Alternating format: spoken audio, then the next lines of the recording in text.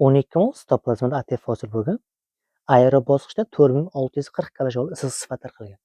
1 mol glyukoza aerob sharoitda parchalansa 1160 kilojol tarqaladi. 4640 da 1160 ga bo'lsak 4 mol to'liq bo'lgan. 4 mol to'liq bo'lsa, 4 mol to'liq tarkibida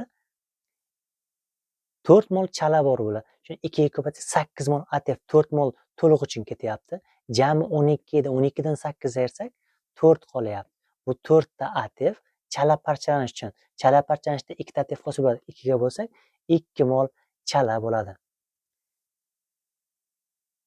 Aerob va anaerob bosqichda ATFda to'plangan energiya miqdorini aniqlang. Aerob bosqichda 4 mol glyukoza bo'lsa, 4 36 ga ko'paytirsak 144 ta ATF. Har bitta ATFimiz 40 kilojol bo'lsa, 5760 kilojol bo'ladi aerobda. Anaerobda 12 ta ATF edi. 12 ni 40 ko'paytirsak 480 bo'ladi. Qo'shsak 6240 kilojol bo'ladi. Javob B variant. 97 da aerob va anaerob bosqichlarda ATFda to'plangan energiyaning farqi degan. 5760 dan 480 ni ayirsak 5280 kilojol farq bo'ladi. 98 da aerob bosqichda ATF to'plangan energiya 5760 edi. Javob A variant.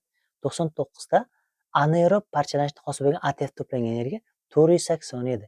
Javob C variant bo'ladi. 100.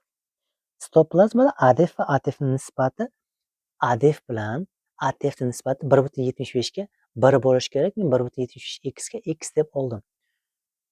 Sitoplazmada 1890 gram glyukoza parchalansa, 2 ta ADF, 2 ta ATF sarflangan bo'lsa, 2 ni 1890 ga ko'paytirib 180 ga bo'lsak, 20 ta ADF sarflangan bo'ladi. 2 ni 1890 ga ko'paytirib 180 ga bo'lsak, 20 ta ATF hosil bo'lgan bo'ladi. Demak, dastlab 1/75 x edi.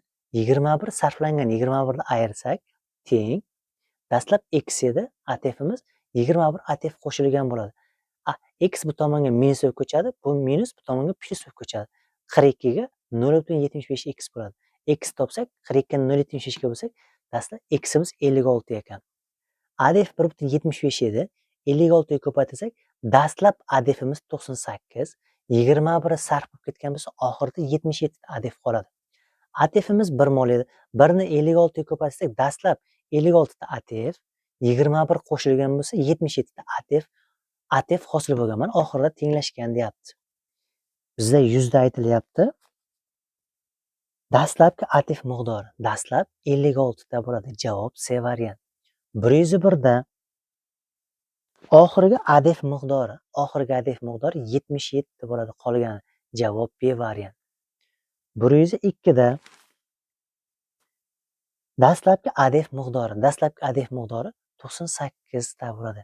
Javob A variant bo'ladi.